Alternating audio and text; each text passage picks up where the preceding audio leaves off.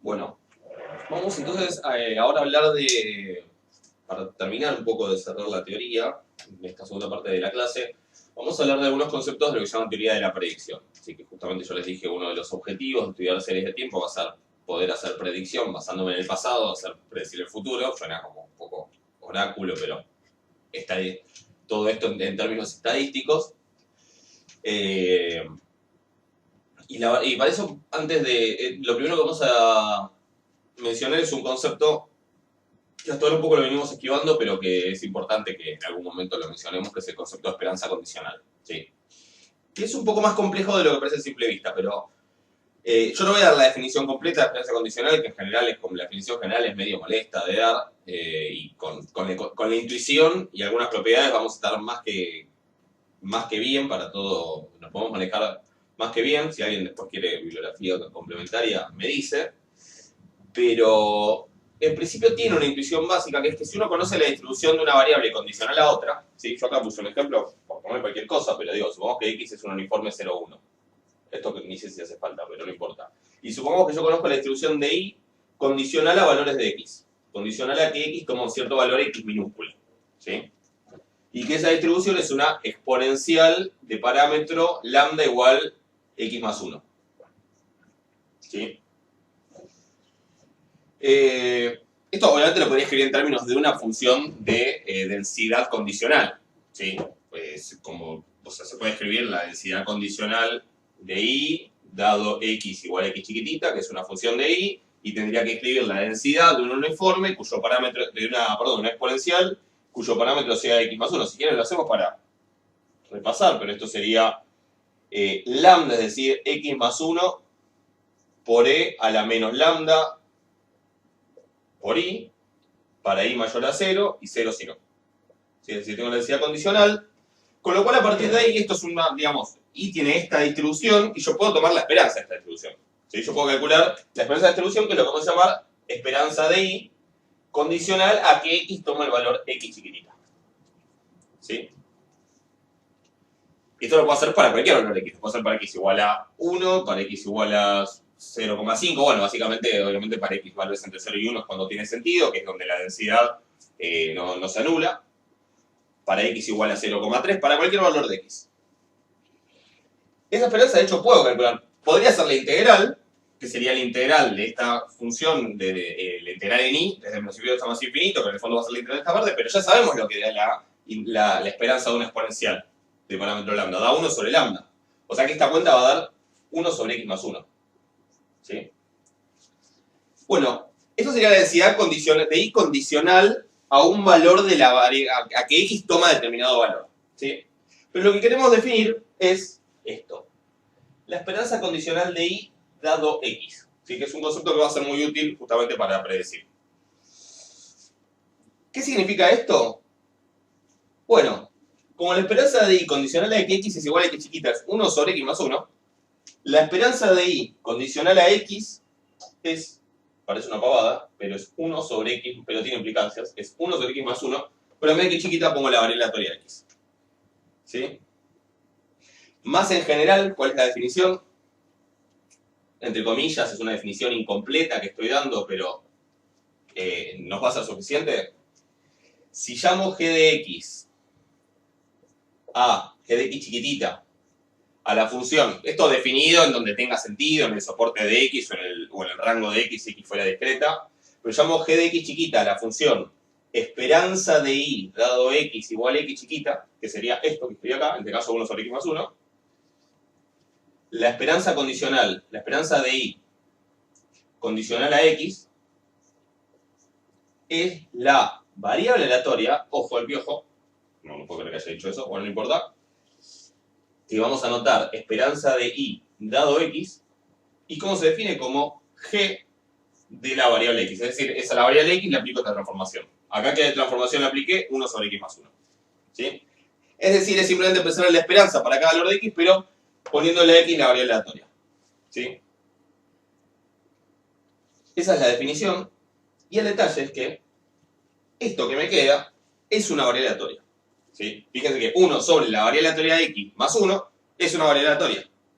¿Sí? Para diferentes valores de X tienen diferentes densidades de probabilidad, va a tener una como variable aleatoria que es, va a tener una esperanza, va a tener una varianza, una distribución, bueno, la varianza obviamente puede existir o no, infinita, finita, lo que sea, va a tener una distribución, etc.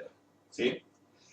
O sea que el concepto de esperanza condicional, salvo que hablemos de condicional a un valor, ¿sí? Pero en este caso el concepto de esperanza condicional es pensado así, es una variable aleatoria, y como tal tiene sentido preguntarse por la distribución, la esperanza, la varianza, etc. Y eso va a ser importante, ¿ok? Pero es un detalle que es importante resaltar, esta idea de esperanza de una variable condicional a otra, da una variable aleatoria, ¿sí? Porque de alguna manera, ¿qué representa esto? Bueno, si yo condiciono a que X tomó un cierto valor, la esperanza de Y es este valor. Por ejemplo, si yo sé que X vale 0,5, como la distribución de Y condicional a que X es 0,5 es una exponencial lambda 1,5, y bueno, yo sé que la esperanza de Y condicional a que X tomó el valor 0,5 es 1 sobre 1,5.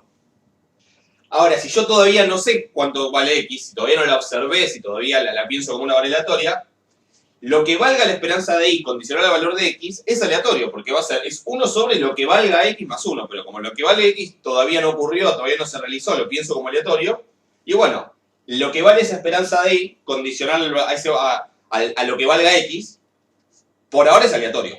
Hasta que yo no observe el valor de X, esto no va a tomar un valor. ¿Se entiende? O sea que en el fondo termina siendo una variable aleatoria. ¿Estamos de acuerdo? Esa es la noción de esperanza condicional que va a ser muy útil para la teoría de la predicción. Si este es un ejemplo, tiene una definición más general, pero la idea es que basándonos en la idea de que yo puedo tomar la distribución de Y condicional a que X toma cierto valor, entonces puedo definir esta función y junto con esta función, y al aplicarle esa función a la variable X, me queda una aleatoria que solo depende de la condición, no depende de la Y, de la que está de este lado. ¿Se entiende? Hay que pensarlo un poco, pero bueno, hay que acostumbrarse un poco a la definición. Vamos a mencionar algunas propiedades. La esperanza condicional no las voy a demostrar, pero si quieren acá podrían ver cuál es la distribución. No tiene mucho sentido acá, después lo vamos a usar esto por otras cosas. Pero algunas propiedades de la esperanza condicional que sí van a ser muy útiles y que se pueden demostrar bastante fácil en general, ¿sí? Son que, bueno, a ver, cosas que no me quiero olvidar.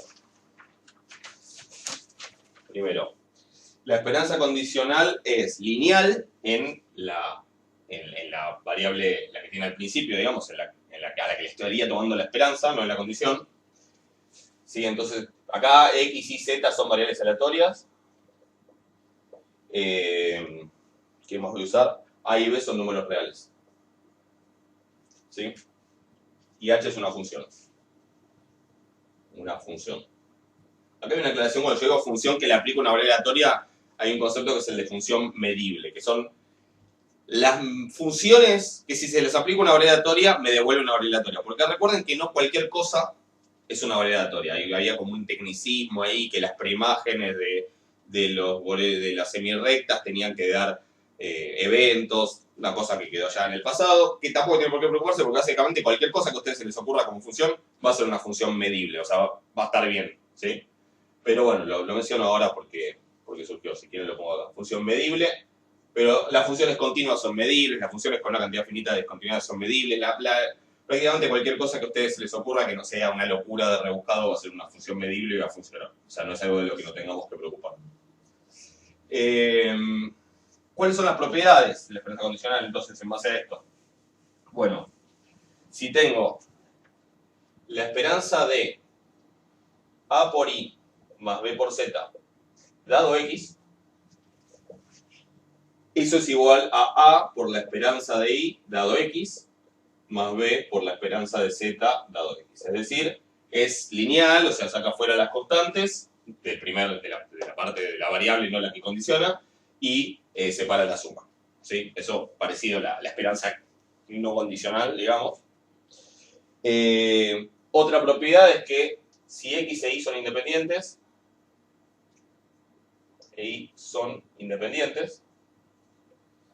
la esperanza de Y condicional a X, bueno, si X e Y son independientes, la esperanza de Y no debería depender de X. Entonces, ¿qué va a pasar?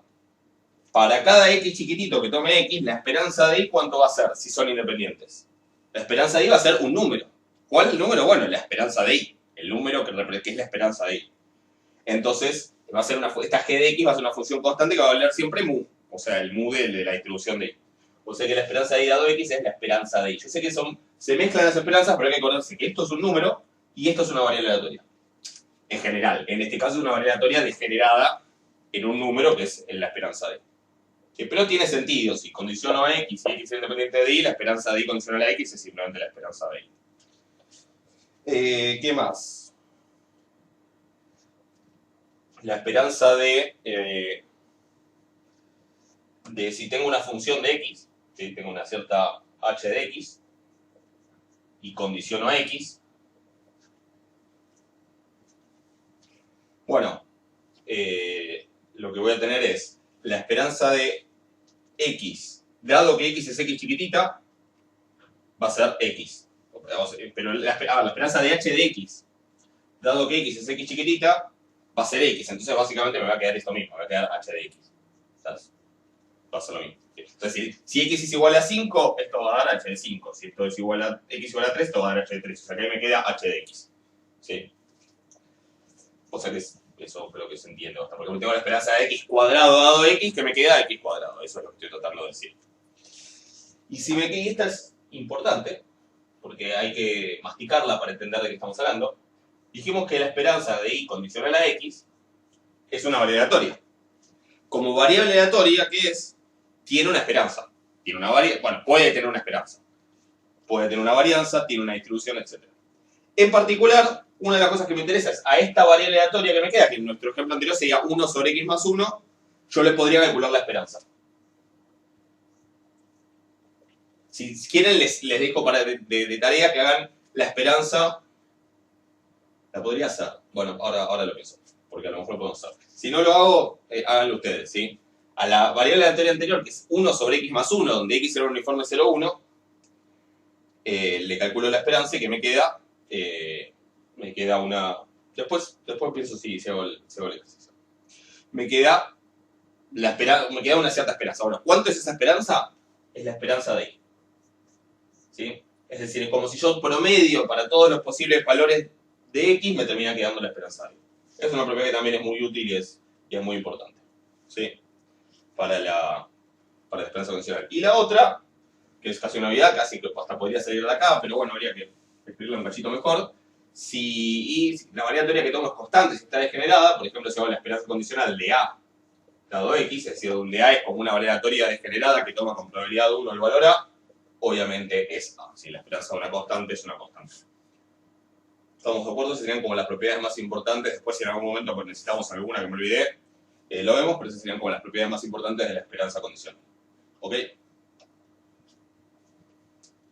Me quedé pensando, no voy a hacer la cuenta completa porque es demasiada cuenta, pero les quería mostrar cómo sale, digamos, qué significa la última propiedad que mencioné recién. ¿Sí? Como yo tengo la esperanza de x y la esperanza de y condicional a x, yo podría escribir, o sea, yo sé que la densidad de x es, como son uniformes 0, 1, 1 para x entre 0 y 1, y 0 si no. ¿Sí? O sea, es decir, es la función indicadora del intervalo 0, 1. Y la distribución de y condicional a x, ¿sí? O sea, es decir, la densidad de y condicional a x, condicional a un valor de x, para algún valor de x que esté en el soporte de x, mayúscula, sería, como es una exponencial, es x más 1, de esto ya lo habíamos escrito recién, x más 1 por e a la menos x más 1 por y, para y mayor a 0, 0 si no. Pero entonces podemos encontrar la conjunta multiplicando la marginal, la de la condicional por la de la condición, por la marginal de la condición. Así que sería esto por esto. Esto por esto, si lo piensan, el soporte es con y mayor a 0 y con x entre 0 y 1. Esto, porque es 1 por esto, y 0 en cualquier otro lado. O sea que es x más 1 por e a la menos x más 1 por y, si x está entre 0 y 1, y además y es mayor a 0. En cualquier otro caso, alguno de estos dos es 0, así que el producto da 0. ¿Sí? O sea, el soporte es como una franja, es esto. ¿Sí? X entre 0 y 1 sería esta franja el soporte. ¿Ok? Para arriba. Entonces, de acá uno podría buscar la esperanza de y. La manera fácil de hacerlo es hacer la esperanza de y directamente desde acá. ¿Sí? ¿Cómo? Haciendo la integral doble de y por la densidad. ¿Sí? Por la densidad respecto a por la densidad conjunta. Si quieren la manera rebuscada, pueden primero buscar la densidad de y, ya saben cómo, integrando en x. Yo acá les dejo, si a alguien le interesa, se da cuenta. Si lo quieren, de esta manera sale bastante directo, integrando en un orden en particular. Si quieren hacerlo más complicado, pueden primero integrar en x para encontrar la densidad de y, que es e a la menos i por i más 1 menos 1 más 2i por e a la menos 2i, lo pongo acá el exponente, porque no me entra, sobre i cuadrado, cuando i es mayor a 0 y 0 si no. Si quieren. Que a partir de ahí uno puede calcular una esperanza de i. ¿Sí? De cualquiera de estas dos maneras, de cualquiera de esas dos cuentas, tiene que dar la esperanza de i. ¿Qué va a ser la esperanza de i? Un número. ¿Qué número da? El logaritmo natural de 2. ¿Sí? Hagan la cuenta, da eso, la esperanza de la variatoria i. Ya sea que lo haga haciendo esta cuenta, haciéndolo con la densidad conjunta o con la densidad marginal, tomándome previo el trabajo que calcula la densidad marginal. ¿Sí? Ahora, también habíamos dicho que en este caso, la esperanza condicional de y, la esperanza de y condicional a x, era la variatoria 1 sobre x más 1. Con lo cual, ¿qué es tomarle la esperanza a la esperanza de y condicional a x? Es tomarle la esperanza de esta variable. Es tomar la esperanza de 1 sobre x más 1. ¿Cómo se hace? Como siempre. En este caso, si la función es 1 sobre x más 1, va a ser la integral de 1 sobre x más 1 por la densidad de la variable x entre menos infinito y más infinito, que obviamente, como es la densidad de x, esta densidad es 1 entre 0 y 1, o sea que esto se reduce a integrar 1 sobre x más 1 entre 0 y 1, y hagan esa cuenta también da el logaritmo natural de 2. ¿Sí? Es decir, da el número que es la de esperanza de y. Les sugiero que hagan alguna de estas cuentas como para visualizar de qué estamos hablando cuando digo esperanza de la esperanza condicional y esperanza de y en un caso como este. ¿Sí? La cuestión es que da lo mismo. Se puede probar, es cuestión de escribir las definiciones. Yo no quiero, la verdad, usar tiempo en eso, pero es cuestión de usar las definiciones y hacerlo o para el caso discreto o para el caso continuo, porque hay que hacer una esperanza, entonces va a hacer o una integral o una suma según el caso. ¿Sí? Para alguno de esos casos uno hace las cuentas y bueno, empieza a sacar cosas para un lado, para el otro y termina saliendo. ¿Sí? Pero por ahí con esto un poco se pueden convencer de que funciona. Así que bueno, vamos entonces a plantear las ideas básicas de qué es un predictor y ver un poco qué relación guarda un predictor óptimo y ver qué relación guarda esto con la esperanza condicional. Bueno, antes de seguir de pasar lo que sí, me acordé de algo. Cuando yo definí esperanza de y dado x, lo hice con x una variable aleatoria, pero como muchas veces vamos a querer condicionar no a un solo valor, no a una sola variable, sino a varias, ahora vamos a ver por qué. También tiene que ver con que acá van a ir básicamente lo que yo ya conozco, que pueden ser todos los valores del proceso del presente y del pasado. También todo lo que dije antes vale si x en vez de ser una variable es un vector, es decir, si son muchas variables. ¿Sí? Inclusive si es una colección infinita de variables, si es como una sucesión infinita de variables aleatorias, todas esas propiedades de las que estuvimos hablando en general tienen sentido. ¿Sí? Después, cuando aparezca en todo caso lo charlamos, pero quería aclarar eso porque bueno, lo vamos a usar eventualmente. Entonces, les quería hacer como algunos comentarios muy generales sobre los conceptos básicos de lo que se llama teoría de la predicción. Que suena muy esotérico, pero sí, es un área de la teoría de la probabilidad. ¿No? O sea, como un tema ¿sí? Dentro de la teoría de la probabilidad. ¿Cuál es la idea de qué es esto de predecir ¿sí? Una variable aleatoria? La idea es que uno considera un conjunto, lo vamos a llamar P, un conjunto de predictores, ¿sí? Que es un conjunto de variables aleatorias que no importa, digamos, para las definiciones esto no importa, pero digo, ¿cuál es la idea que hay por detrás de esto? que hay ciertas variables aleatorias que yo las voy a observar antes de ir. Es decir, el experimento aleatorio se va a realizar y yo voy a poder conocer cuáles son los valores de esas variables aleatorias, pero no ahí. Y me gustaría saber si puedo usar o si tiene sentido usar alguna de esas variables aleatorias de este conjunto de predictores, o varias, o alguna combinación de ellas de alguna manera, para estimar, para predecir el valor de I que podríamos decir que ya ocurrió, pero que yo todavía no lo observé. ¿Sí? Piensen que en el proceso yo tengo una sucesión de variables aleatorias, y si yo estoy parado en el momento t, yo conozco el valor el valor de I sub t, o sea, en cuánto está el proceso hoy, pero que sería conozco el valor de I sub t, el de I sub t menos 1, el de I sub t menos 2, pero no conozco el de I sub t más 1. Entonces yo podría querer usar esos valores anteriores para predecir ahí, que es básicamente lo que vamos a querer hacer en los modelos de series de tiempo.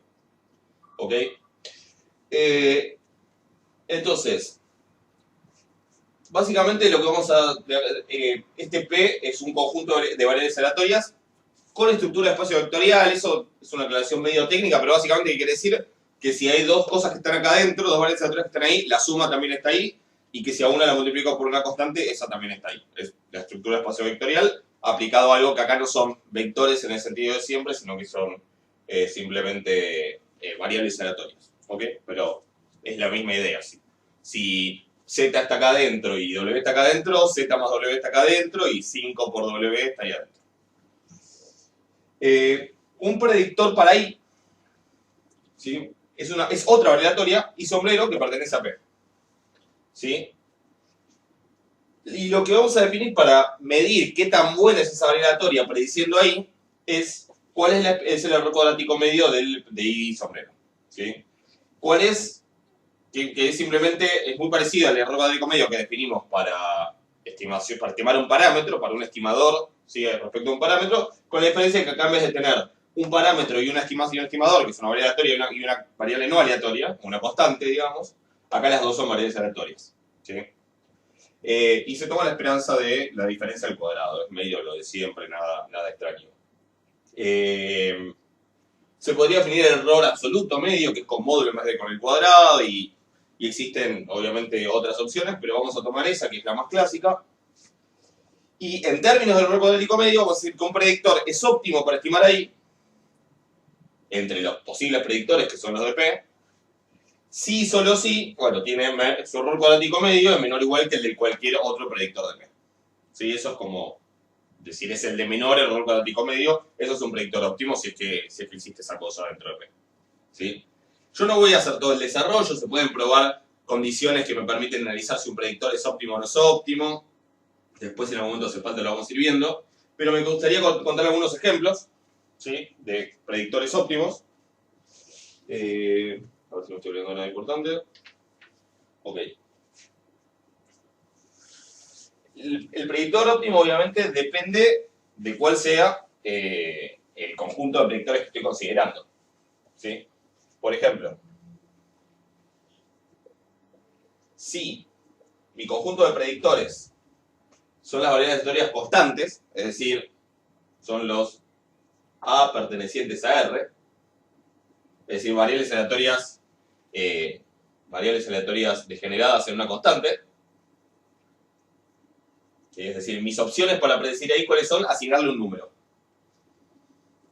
En ese caso se puede probar y se puede hacer la cuenta, digamos, se puede probar que el predictor óptimo para estimar ahí, en ese caso, es la esperanza de I. O sea, ¿qué constante tomo? La esperanza. Le calculo la esperanza de I y eso, que la distribución la conozco. ¿Sí? Yo no sé cuánto vale I. Y el hecho de conocer otras variables puede hacer que por más que yo conozca I, como la distribución condicional es distinta, entonces conocer las otras variables, que no es el caso acá, me podría agregar información y que yo no elija la esperanza. Pero si no conozco nada, básicamente lo que estamos diciendo acá es, si tengo que elegir un número como predicción, o como predictor, bueno, lo que le asigno es la esperanza, ¿sí? Esto es el predictor óptimo. Insisto, cuando tomo como conjunto de predictores a las constantes. ¿Estamos de acuerdo? Después, ese es un ejemplo. Esto lo podemos llamar P sub 0, sería ese conjunto. A veces se le llama P sub 1 al conjunto de los predictores lineales respecto de otra variable, ¿sí? Si mis predictores son de la forma a más b por x, ¿sí? Si yo tengo una variable aleatoria x, que es la que yo puedo observar, y lo que considero son todos los predictores de esta forma, es decir, como una función lineal de x, se puede probar que en ese caso el predictor óptimo es similar a lo que saldría con los cálculos que uno hace cuando hace el modelo de regresión lineal simple. El predictor óptimo, en este caso, es y sombrero igual a, pongámosle monito, más b monito por x, donde a monito es la esperanza de y menos b monito por la esperanza de x, perdón, la esperanza de x, y b monito, que lo necesito además para calcular esto, es la covarianza entre x e y sobre la varianza de x. Todo esto obviamente se demuestra, y no lo estoy haciendo, me lo tienen que creer.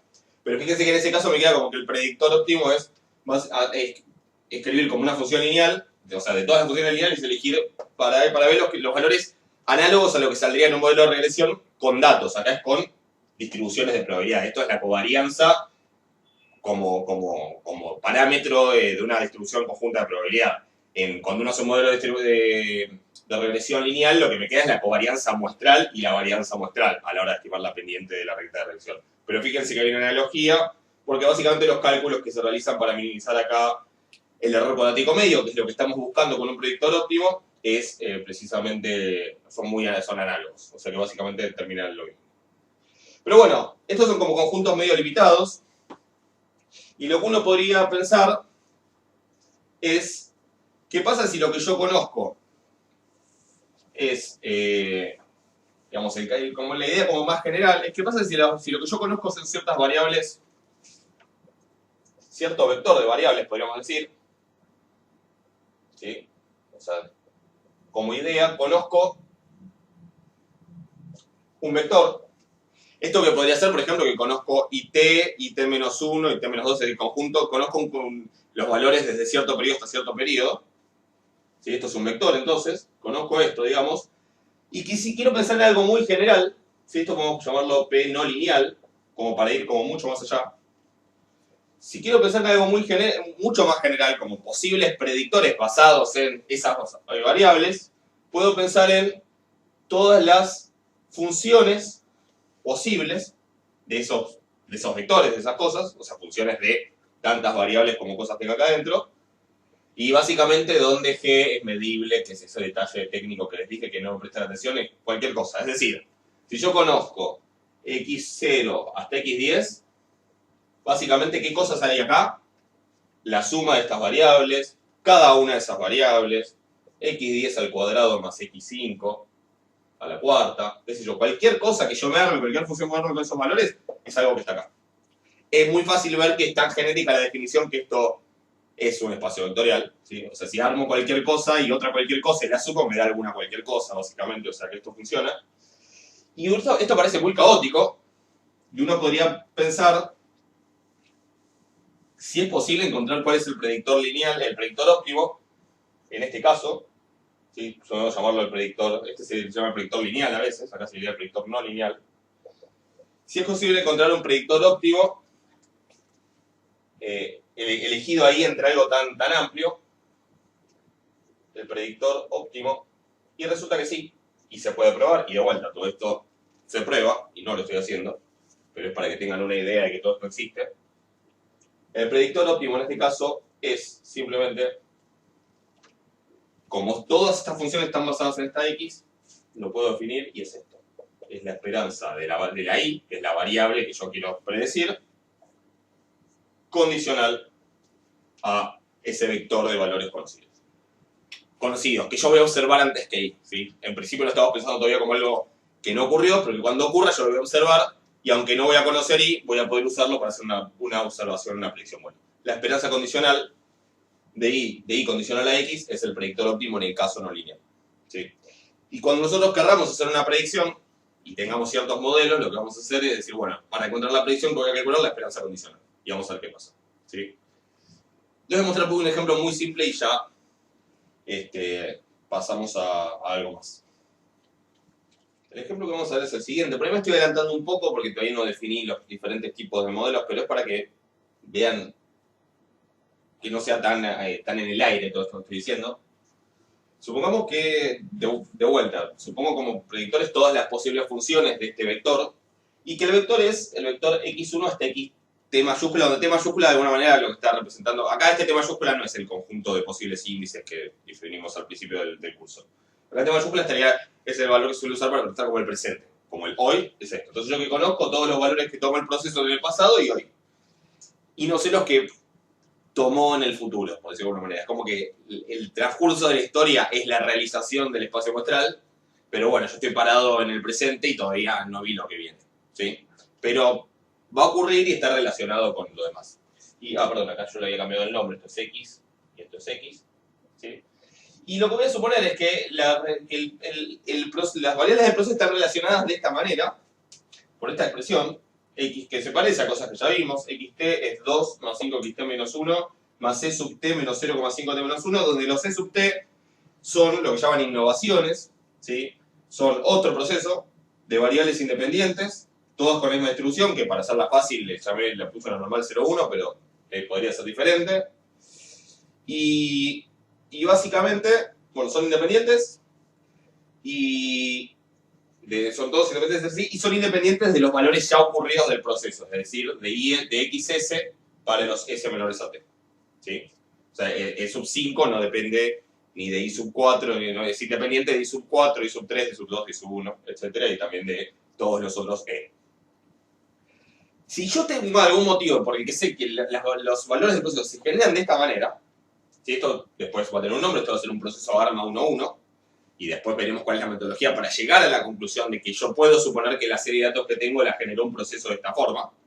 Pero si yo llego a eso, puedo usarlo para hacer predicción de una manera muy simple. ¿Cuál es? Bueno, ¿cuál es el predictor óptimo para xt basado para xt más 1? Yo supongamos que quiero predecir xt más 1. ¿Sí? Quiero predecir el valor que sigue. Después vamos a dar más ejemplos y ver cómo predecíamos xt más 2, etc. Pero para que vean cómo se aplica esto. ¿Cuál sería el predictor óptimo para xt más 1? Dentro de todos estos, que son básicamente hacer cualquier enchastre con estas cosas. Bueno, lo que dijimos antes, el predictor óptimo es, vamos a llamarlo x sombrero, o xt más 1 sombrero, ¿sí? El predictor óptimo para xt más 1 es la esperanza condicional de xt más 1, que xt más 1 estaría jugando en lugar de la i, en la definición anterior, condicional a todos estos valores. A este, si quieren, pongámosle x, le pongo x fecha para ahorrar, ¿sí? Pero es condicional a estos valores. ¿Ok? ¿Y qué voy a hacer? Bueno, voy a usar que yo sé que xt más 1 es 2 más 5 xt, porque si xt es 2 más 5 xt menos 1, xt mayúscula más 1, si pongo t mayúscula más 1 acá, me queda t mayúscula más 1 menos 1. O sea que 5 xt mayúscula más epsilon t mayúscula más 1 menos 0,5 epsilon t mayúscula condicional a x flecha. Y acá uso todas las propiedades de la esperanza condicional. La linealidad, o sea que esto es la esperanza de 2 más la esperanza de esto, más la esperanza de esto, más la esperanza de esto. Y voy a ir haciendo rápido porque me queda poco pizarrón y tiempo. Pero sería, la esperanza de 2 condicional a cualquier cosa es 2 por la propiedad de que la esperanza de una constante condicionada a algo es la constante. Más el 5 lo puedo sacar afuera. Y me queda la esperanza de, voy escribiendo acá las cosas que me quedan, lo que me quedaría acá es la esperanza de xt mayúscula condicionada a x. ¿Qué pasa? Xt mayúscula está acá adentro. Es uno de los vectores de los elementos de acá. ¿Sí? Entonces es como una función de esto. Si tengo una función de esto, dijimos que me quedaba exactamente esa función. O sea, acá va a ir xt mayúscula. Otra propiedad de la esperanza condicional. Después tengo la esperanza de epsilon t más 1, condicional a x. Bueno, esperanza de epsilon t más 1, condicional a x flecha. Piénsenlo un minuto. Pongan pausa y piénsenlo, yo ahora les doy la respuesta, pero piensen y revisen las propiedades. ¿Pero qué es el epsilon t más 1? Y bueno, que de todas estas cosas que ocurrieron antes, es independiente. ¿Sí? Eso es independiente. Así que ahí me queda la esperanza de... Voy a sacar este para no hacer lío, porque este tiene una complicación que lo vamos a ver precisamente cuando veamos predicción. Entonces lo voy a dejar ahí. ¿Sí? Así no les complico la vida ahora. Pero si un tema uno es simplemente porque el otro no lo iba a hacer. Entonces no quería hacer más líos para que el primer ejemplo sea simple. Y entonces la esperanza de, si esta es la esperanza de esto es independiente, lo que vimos, en la propiedad que vimos, es que la esperanza de esto es simplemente la esperanza de epsilon t más 1. Y la esperanza de epsilon t más 1 es 0. O sea que acá queda más 0. O sea que ¿cuál es el predictor óptimo para xt más 1?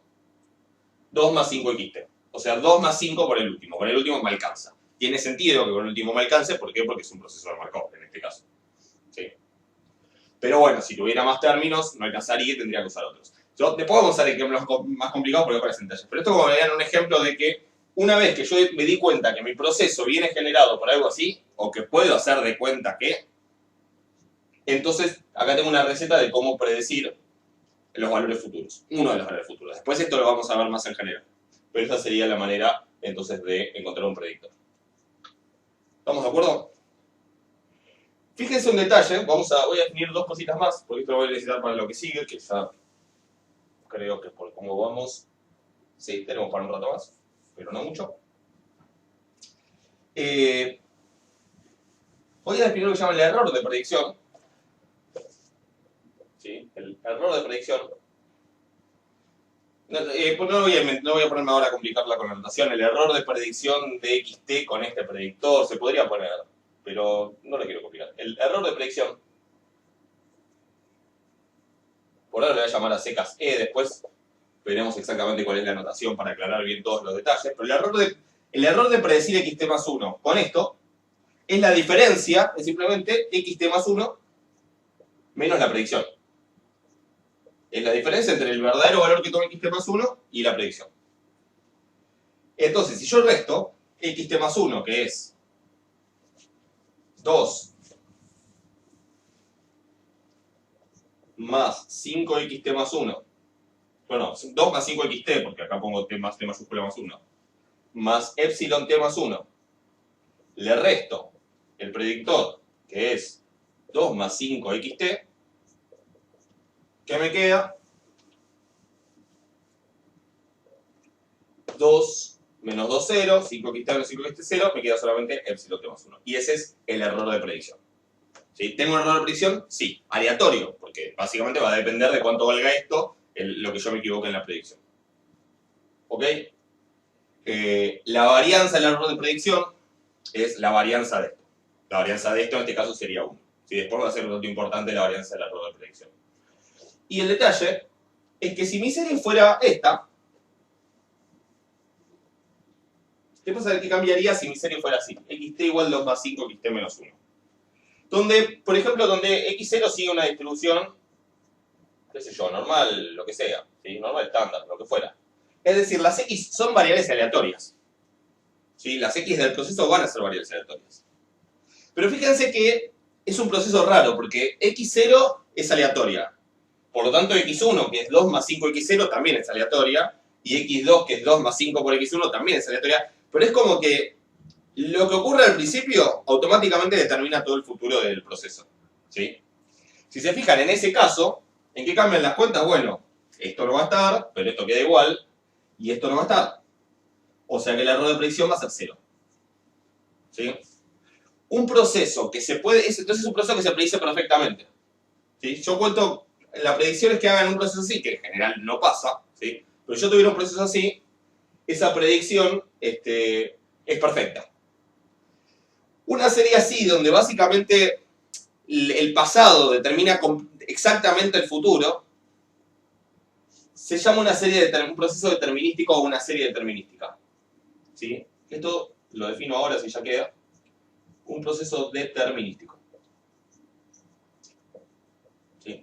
Que es un nombre complicado, pero aparece en la bibliografía. Es complicado porque parece hacer pensar que estas X no son aleatorias, y sí son variables aleatorias, pero son variables aleatorias interconectadas de una manera en la que conocer el pasado me permite predecir perfectamente el futuro. Es como si uno tuviera, por ejemplo, una fórmula, no sé, de la aceleración, ¿sí? Entonces yo, o sea, uno tiene fórmulas físicas y es todo perfecto y estoy en el vacío y no hay nada raro, entonces yo no sé en qué momento empezó algo, ¿sí? No sé en qué momento de repente algo se rompió y empezó a caer, pero una vez que empezó a caer yo puedo predecir exactamente el futuro, en función de ese momento inicial que no sé cuál es. O sea que hasta que no observo que empezó a caer, no puedo hacerla, no sé qué va a pasar, y todo eso es aleatorio, en cuanto esté en el segundo t igual a 1, en el segundo t igual a 2, en el segundo t igual a 3, en el segundo t igual a 4, pero una vez que la cosa arranca, digamos, ya es completamente determinístico en la relación entre una cosa y otra. Es como complicado el nombre que llama determinístico, pero eso es lo que llama un proceso o una serie determinística. Y lo menciono porque es necesario entender qué es eso para lo que vamos, hacia lo que vamos para ir terminando, que es el teorema de descomposición de Wald, que es como lo que le da una base a todos los modelos que vamos a ver después. ¿Sí?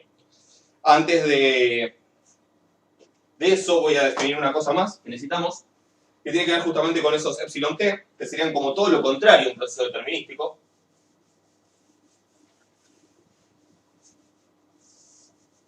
Que es lo que se llama un proceso de ruido blanco. ¿Sí? Un proceso que lo voy a llamar epsilon t porque es normalmente como lo vamos a llamar, pero se podría llamar, ¿podría xt ser un proceso de ruido blanco? Sí. Un proceso epsilon t tal que todos los epsilon tienen esperanza cero.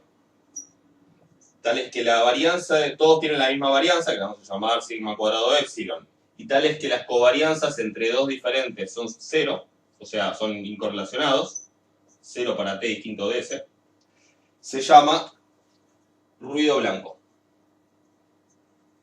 Ruido blanco. ¿Sí? Ruido blanco. A veces también se pone RB, a veces se pone WN por white noise, ¿sí? A veces lo llama proceso aleatorio puro, ¿sí? Y a veces se dice que es un ruido blanco débil, y se dice ruido blanco fuerte si en vez de esto tenemos independencia, y algunos le llaman ruido blanco fuerte cuando tenemos independencia y normalidad. Eso medio que varía con los libros, pero para la mayoría de las cosas se alcanza con el ruido blanco débil. Ruido blanco fuerte es en general sí o sí con independencia y probablemente con normalidad. Eso depende de la bibliografía. El nombre viene de la ingeniería de sonido, ¿sí? ¿Saben lo que es un ruido blanco? Es cuando se corta el cable, eso es el ruido blanco, ¿sí? Es el ruido, que es como un ruido completamente aleatorio. Y básicamente, ¿para qué sirve el ruido blanco? Bueno, para generar innovaciones, para generar perturbaciones en un proceso. Yo puedo tener una serie determinística, al agregarle ese ruido blanco es como que, ok, el pasado importa, pero también pasan otras cosas que me van corriendo, digamos, del camino, que me van haciendo tambalear, ¿sí? Y entonces, en vez de tener una serie que es completamente, que empieza en algún lugar y es completamente determinística, yo me voy moviendo de forma aleatoria alrededor de esa serie, ¿sí? Para todo eso sirve. La idea es que básicamente hay un teorema que me dice que cualquier serie de tiempo se puede descomponer en una serie determinística y una serie que básicamente es una transformación, lo que se llama un filtro lineal de esto. Eso no hay un montón de nombres horribles acá, ya sé, y suena todo medio fuerte, pero van a ver que después en la práctica no hay nada tan tremendo. Pero es que se puede hacer en base al ruido blanco, es decir, se puede descomponer en dos partes. Y eso es lo que vamos a ver ya para terminar. Bueno, para terminar esta clase, ¿sí? Antes de, que sería como la clase de introducción, hay una unidad del programa que se llama, bueno, no me acuerdo, pero es algo así como introducción a los modelos de series temporales unidimensionales o una cosa por el estilo, que es como toda la previa, ¿sí? Y después vienen los modelos ARMA y ARMA, que es lo que vamos a empezar a ver a partir de la próxima clase. Pero vamos a justificar, justamente, reducirnos a ese tipo de modelos, un poco en este teorema, que es el teorema de descomposición de Watt, que me dice de alguna manera que si yo tengo una serie de tiempo débilmente estacionaria en sentido débil, es decir, estacionaria en covarianza, hasta covarianzas, entonces se puede dividir como en dos partes. Una parte estocástica y una parte determinística, en el sentido que definimos recién de serie determinística.